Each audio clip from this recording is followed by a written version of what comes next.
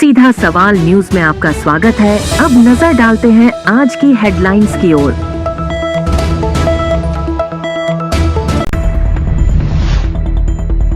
खाद्य सुरक्षा व्यवस्था में सख्ती, अधिकारी ग्राउंड जीरो पर कर रहे हैं निगरानी। 2 युवतियों की स्कूटी और बाइक की टक्कर, बचाने पहुंचे युवक को दूसरी बाइक ने मारी जोरदार टक्कर, 2 गंभीर घायल। व्यापारी की हत्या के विरोध में बंद रहे बाजार, शव कलेक्ट्रेट के पोर्च में रखकर 5 घंटे किया प्रदर्शन। विधायक कृपलानी बोले, भगवान झूलेलाल, महाराजा अग्रसेन और डॉक्टर श्यामा प्रसाद मुखर्जी के अपमान को समाज कभी सहन नहीं करेगा। अब खबर विस्तार से। अतिरिक्त खाद्य सुरक्षा आयुक्त पूनम प्रसाद सागर के प्रतापगढ़ जाने के दौरान अल प्रवास पर छोटी सादड़ी में पंचायत समिति सभागार में उनका स्वागत अभिनंदन किया गया। उपखंड अधिकारी यतेंद्र पोरवाल और जिला रसद अधिकारी रामचंद्र शेरावत के नेतृत्व में राशन और एलपीजी डीलर संघ छोटी सादड़ी ने आयुक्त का स्वागत किया। आयुक्त पूनम सागर ने सार्वजनिक वितरण प्रणाली में पारदर्शिता और उपभोक्ता सुविधा पर जोर दिया। उन्होंने बताया कि राज्य में खाद्य सुरक्षा विभाग ने केवाईसी अपडेट को अनिवार्य किया है। इस कार्य की प्रगति रिपोर्ट ली जा रही है ताकि सभी पात्र उपभोक्ताओं की जानकारी सही और अपडेट रहे और वितरण व्यवस्था पारदर्शी बनी रहे। बिना ई-केवाईसी के कोई उपभोक्ता सस्ता राशन या सब्सिडी वाला सिलेंडर नहीं ले सकेगा। ये कदम पात्र परिवारों तक लाभ सुनिश्चित करने और अपात्र लाभार्थियों को सूची से हटाने के लिए उठाया गया है। उन्होंने बताया कि गिव अप अभियान के तहत प्रदेश में 41 लाख से अधिक अपात्र नाम हटाए जा चुके हैं, जबकि 27 लाख लोग ई-केवाईसी नहीं कराने पर बाहर हुए हैं। साथ ही 69 लाख नए पात्र परिवारों को योजना में जोड़ा गया है। एलपीजी वितरण में पारदर्शिता लाने के लिए ओटीपी आधारित नई प्रणाली लागू करने की तैयारी की जा रही है। अब एनएफएसए और उज्ज्वला योजना के लाभार्थियों को सिलेंडर प्राप्त करते समय मोबाइल पर भेजा गया ओटीपी दिखाना होगा। इससे सब्सिडी वाले सिलेंडरों के दुरुपयोग पर रोक लगेगी और सही उपभोक्ता तक लाभ पहुंचेगा। आयुक्त ने कहा कि राज्य भर में अधिकारी ग्राउंड जीरो पर जाकर खाद्य सुरक्षा व्यवस्था की निगरानी कर रहे हैं ताकि प्रत्येक स्तर पर पारदर्शिता और जवाबदेही बनी रहे।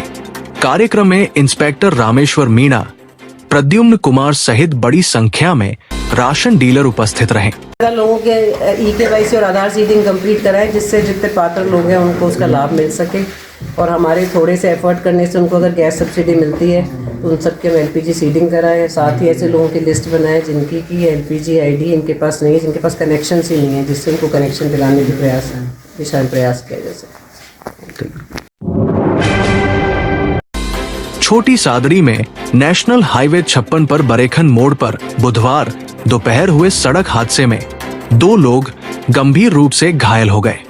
हादसा उस समय हुआ जब 2 युवतियां स्कूटी पर जा रही थी और सामने से आ रही एक बाइक से उनकी टक्कर हो गई। टक्कर लगते ही स्कूटी और बाइक सवार सड़क पर गिर पड़े।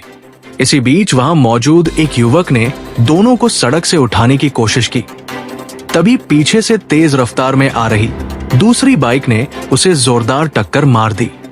प्रत्यक्षदर्शियों के अनुसार ये दूसरी बाइक बड़ी सादड़ी निवासी सुरेश पुत्र गाड़िया लोहार चला रहा था। बताया जा रहा है कि उसकी बाइक की रफ्तार काफी तेज थी और वो शराब के नशे में था। नशे में होने के कारण वो वाहन पर नियंत्रण नहीं रख सका और सामने खड़े उदयपुर निवासी इमरान पुत्र अता मोहम्मद को टक्कर मार दी। टक्कर इतनी जबरदस्त थी कि इमरान और सुरेश दोनों गंभीर रूप से घायल हो गए। घटना के बाद मौके पर अफरातफरी मच गई। राहगीरों ने तत्काल घायलों को निजी वाहन से छोटी सादड़ी के जयचंद मोहित सामुदायिक स्वास्थ्य केंद्र पहुंचाया, जहां चिकित्सक doctor SN Patidar, nursing officer Dinesh Jatav और नर्सिंग कर्मी नरेंद्र सिंह चौहान, पार्वती बरांडा ने प्राथमिक उपचार कर घायल को रेफर कर दिया। भाजपा नेता गिरिराज सोनी ने कहा कि पुलिस को शराब के नशे में वाहन चलाने वालों के खिलाफ सख्त कार्रवाई करनी चाहिए। उन्होंने कहा कि आए दिन सड़क हादसे बढ़ रहे हैं और अधिकतर मामलों में नशे में वाहन चलाना ही मुख्य कारण बन रहा है। चित्तौड़गढ़ जिला मुख्यालय के कोतवाली थाना इलाके में एक व्यापारी की गोली मारकर की गई हत्या के विरोध में शहर के व्यापारियों ने बाजार बंद रखकर प्रदर्शन किया। वही बात में प्रदर्शन के दौरान शव को कलेक्ट्रेट पोर्च में रखकर प्रदर्शन किया, जिस दिन भर गहमा गहमी का माहौल बना रहा। बाद में निष्पक्ष जांच और ठोस कार्रवाई के आश्वासन के बाद मृतक का अंतिम संस्कार किया गया। वहीं पुलिस ने इस मामले में महज 7 घंटे में गोली चलाने वाले को गिरफ्तार कर लिया है और उससे पूछताछ की जा रही है। दरअसल भाजपा नेता और कोरियर व्यवसाय से जुड़े रमेश ईनानी को सिटी पेट्रोल पंप के पास अज्ञात हमलावर ने गोली मार दी थी, जिसकी उपचार के दौरान उदयपुर में मौत हो गई थी। पुलिस ने इस मामले में देर शाम कार्रवाई करते हुए एक संदिग्ध को डिटेन किया, जिसकी घटना में शामिल होने की पुष्टि पुलिस अधीक्षक ने की। व्यापारी की मौत के बाद आक्रोश फैल गया और बुधवार सुबह शहर के व्यापारियों ने बाजार बंद रखकर ज्ञापन देने का निर्णय किया। रैली के रूप में व्यापारी कलेक्ट्रेट पहुंचे।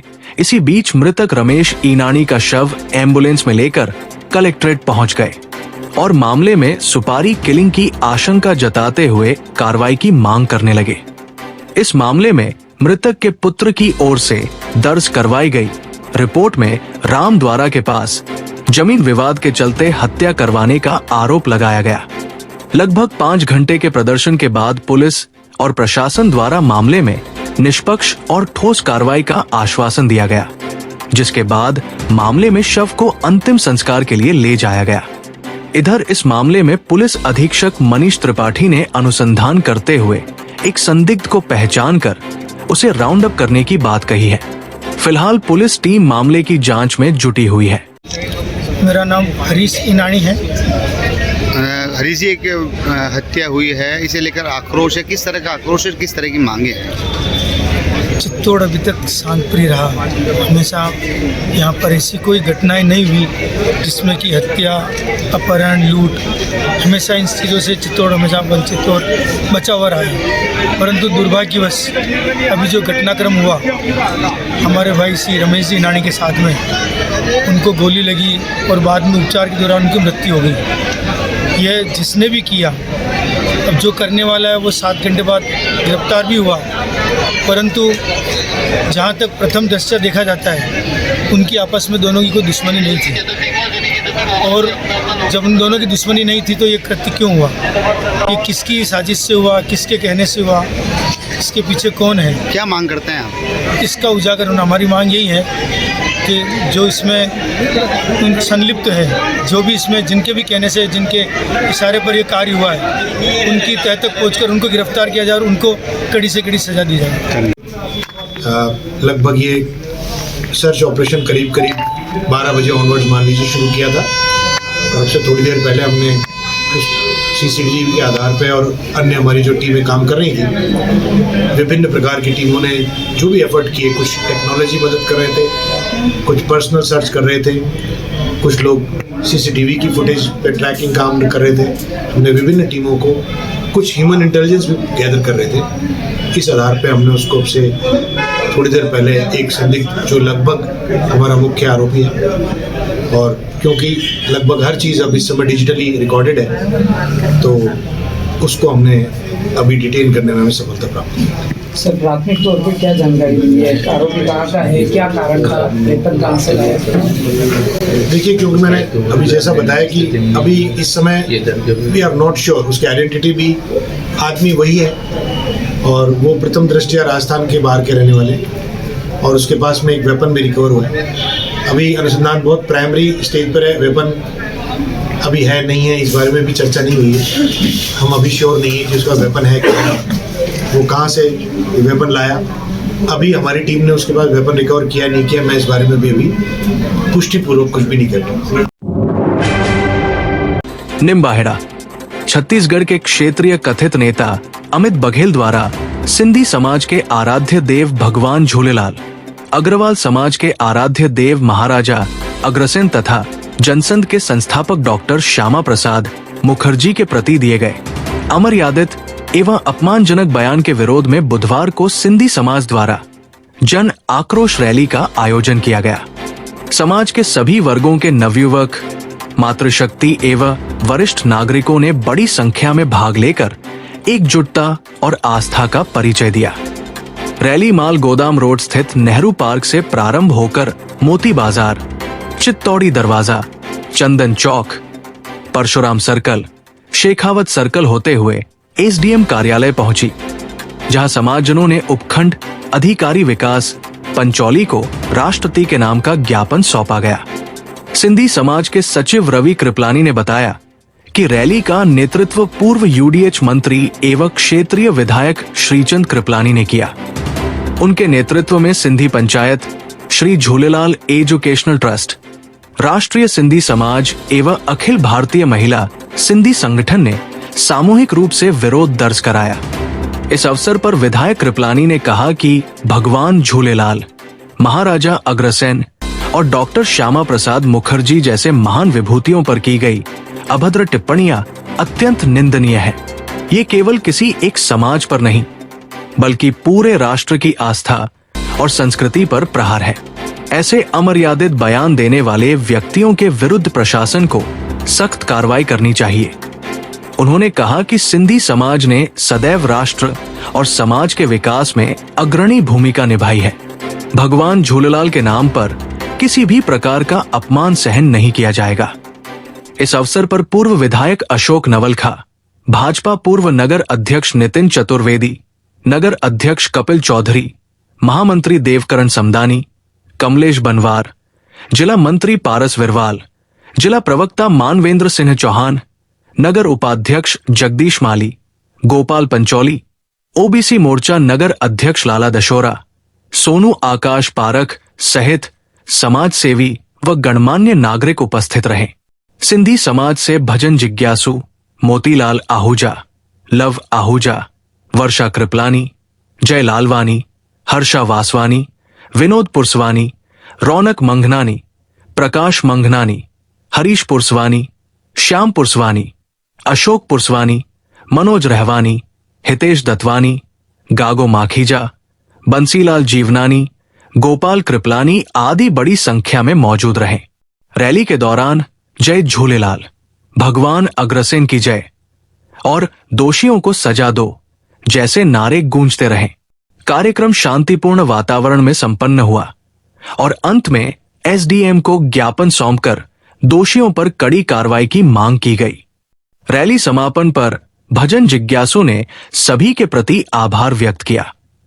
सिंधी समाज के और हमारे पार्टी के जितने लोग आए सबको बहुत बहुत धन्यवाद देता हूँ कि आप लोग इतनी बड़ी संख्या में हमारे सनातन धर्म पर अगर कोई आपत्ति करता है या कोई गलत टिप्पणी करता है हमारे भगवान पर, उसके विरोध में आप सब लोग इकट्ठे हुए, उसके लिए आपका बहुत बहुत धन्यवाद। लेकिन आपने उस अमित बघेल का जो वीडियो मैंने भी सुना है उसमें, वो उसमें सिर्फ सिंधी समाज पे ही नहीं, भगवान झूलेलाल पे भी टिप्पणी की, पूरे समाज पे भी टिप्पणी की, अग्रवाल समाज पे भी टिप्पणी की, दीनदयाल उपाध्याय जी जो हमारे आराध्य हैं और श्यामा प्रसाद मुखर्जी उन पर भी टिप्पणी की। और वो टिप्पणी इतनी गंदी थी कि मैं समझता हूँ कि उस टिप्पणी के बारे में कहना भी अच्छी बात नहीं है। लेकिन ऐसे लोगों के खिलाफ सख्त से सख्त कार्रवाई हो, ऐसे लोगों को ऐसी सजा मिलनी चाहिए कि भविष्य में ऐसी हिम्मत कोई नहीं कर सके। इसके लिए हम राष्ट्रपति जी को आज समाज की तरफ से ज्ञापन दे रहे हैं। मैं यहाँ इसके ज्ञापन देने के लिए जो भी यहाँ पर इकट्ठे हुए हैं सबका आभार प्रकट करता हूँ, हमारे सभी वरिष्ठों का आभार प्रकट करता हूँ और एसडीओ साहब आपको भी निवेदन करता हूँ कि हमारा ज्ञापन शीघ्र राष्ट्रपति तक आप पहुँचा दें और हमारी जो डिमांड है वो पढ़ी लेना। उसकी डिमांड मुख्य रूप से तो जो टिप्पणी करने वाला व्यक्ति है उसके खिलाफ कानूनन जो भी कार्रवाई हो सकती है इसी कार्रवाई करें सख्त से सख्त कि भविष्य में इस तरह की हिम्मत कोई नहीं कर सकते। इसके लिए मुझे विश्वास है आप इस ज्ञापन को आज ही पहुँचाएंगे। एक बार फिर ज़्यादा कहने की जरूरत नहीं है, लेकिन इसी तरह सिंधी समाज, अग्रवाल समाज, हिंदू समाज, हम जितने भी लोग हैं सब लोग एक रहेंगे तो हिंदुस्तान विश्व गुरु बनेगा, उसको कोई दुनिया की ताकत रोक नहीं सकती। ऐसा हमारा प्रण है और मुझे विश्वास है ये सब हमारी एकता से ही होगा। इसलिए आपने जो एकता दिखाई उसके लिए आपका बहुत बहुत धन्यवाद, बहुत बहुत आभार।